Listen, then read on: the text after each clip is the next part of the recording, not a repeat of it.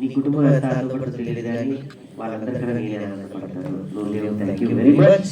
నువ్వు కూడా ఉన్నావు అనుకోని నీకు ఒక ప్లేస్ ఇచ్చి ఈ వేదిక మీద నుంచి థ్యాంక్స్ చెప్పుకుంటున్నా. ఒక రాయి ఇసిరి కొడితే దెబ్బ తగిలితే మళ్ళీ తిరిగి వస్తే ఒక చిన్న మరక ఏర్పడుతుంది. ఆ చూసే విధానంలో ఒకటి చూపిస్తే పెయింట్ అంటాడు, ఒకటి చూపిస్తే మరక అంటాడు, ఇంకొకటి చూపిస్తే అబ్బా ఏ గట్టిగా ఇసిరి కొట్టాడు దాంతో అంత తగిలిందంటాడు. అంత బలంగా నువ్వు నాకు మాట్లాడబట్టి అంత కసిగా పెరిగి థ్యాంక్ యూ వెరీ మచ్. ఆ తర్వాత సిట్టు పట్టుకొని తిరగని చోటు లేదు, వెళ్ళని చోటు లేదు, వెళ్తే రాజకీయ కథ అన్నారు, వెళ్తే నువ్వు హీరో ఏంటి అన్నారు. దానికన్నా ముందు ఇంకో కొంతమంది హీరోలు చెప్పారు, దగ్గరికి కూడా రాలేదు, అది వేరే విషయం.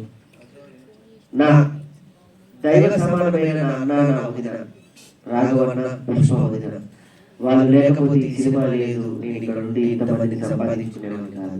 నిజంగా చెప్తాను, ఒక కుటుంబానికి ఒక పెద్ద ఉంటే అదంతా ఒక కుటుంబం ఒక నావలో ప్రయాణం చేస్తుంది. నాకు నా పెద్ద, నా ఎమోషన్ నా అన్న రాఘవన్న. Thank you రాఘవన్న. ఈ వేదిక మీద నుంచి చెప్పను, ఎందుకంటే మా వదిన ప్రతి క్షణం మా అమ్మ ఎన్ని పూజలు చేసిందో మా వదిన మన కోసం పూజలు చేసింది. మా రాఘవన్న, మా వదిన పుష్ప వదిన అన్ని పూజలు చేసింది. మా అమ్మ కన్నా ఎక్కువ నన్ను ఇష్టపడుతూ ఉంటుంది. Thank you very much.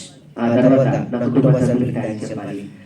మా అమ్మ, నేను మిమిక్రీ చేస్తానంటే ఏ రోజు ఏమనలేదు, అందరూ సాఫ్ట్వేర్ అవుతున్నారు నువ్వెప్పుడు అవుతావు అని అడగలేదు, అందరిలాగా లగ్జరీగా ఏదో చేయాలని అడగలేదు. కానీ కళాకారుడుగా ఆ పేరు మాత్రం ఎప్పుడు నీకు అలానే ఉండాలి, ఆ పేరు ఎప్పుడు మారవద్దు, అంటవద్దు అనేది నేను ఇప్పటికీ ఎప్పుడు ప్రామిస్ చేస్తున్నా. నీ రాకేష్ ఎప్పుడు ఇలానే ఉంటాడు. రాకేష్